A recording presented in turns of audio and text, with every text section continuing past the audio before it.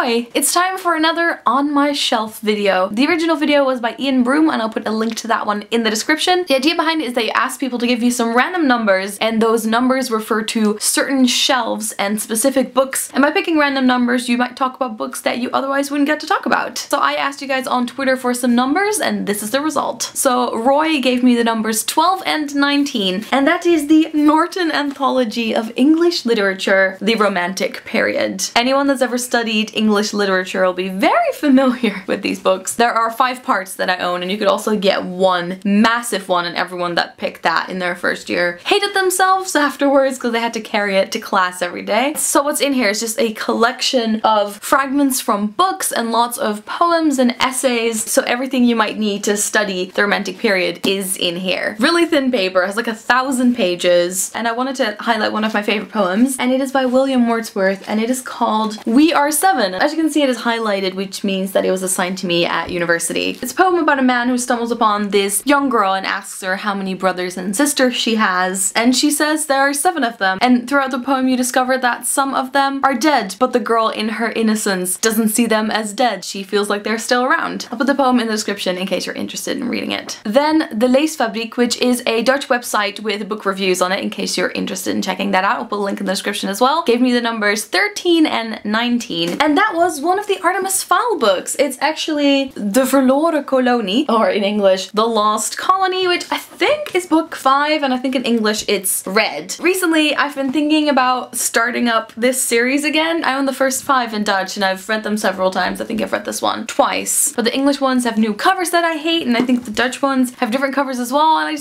I don't know what to do. I just want to have the rest of the series with these covers, which as a kid I thought were absolutely fabulous. In case you don't know what the series is about, it's about like a boy genius who comes from this really rich family, and his dad has disappeared and his mom has just kind of mentally shut down, so he is left to run the place, and he discovers the world of fairies, and he decides to kidnap a fairy who is part of the elf BI because he figures that he can get some gold in ransom money. All the characters in these books are just so great. I love them all, and I want to finish the series, although I did recently hear that apparently the last book is absolutely horrendous. Then Sasha said 6 and 6, which is An Object of Beauty by Steve Martin, which I bought at Book Soup in LA, which is a wonderful bookshop if you're in the LA area. This is a book set in New York in the art world, and one of my favorite things about this book, even though it's fiction, is that it has loads of paintings in it. I'm trying to compile a list of lots of books that are set in New York, and this will be one of the books that's on the list. I haven't read this one, but I've been admiring it on my shelves for a while. Then Kathy gave me 6 and 4. 6 is the white shelf, so this is another white book, and it is The Marriage Plot by Jeffrey Eugenides. I bought it after reading The Virgin Suicides and absolutely loving it. Unfortunately, I've heard that a lot of people really don't like The Marriage Plot. I think I've heard of 1 of 2 friends of mine that have just given up. They're just not gonna finish it. And then finally, Island of Books gave me 4 and 17, and 4 is this pile of Penguin classics behind me, and of course I started counting at the top and then I had to grab a book all the way from the bottom. It is Anne Veronica by H.G. Wells. I had to read this for my Edwardian course, and as you can see there's little tabs in it.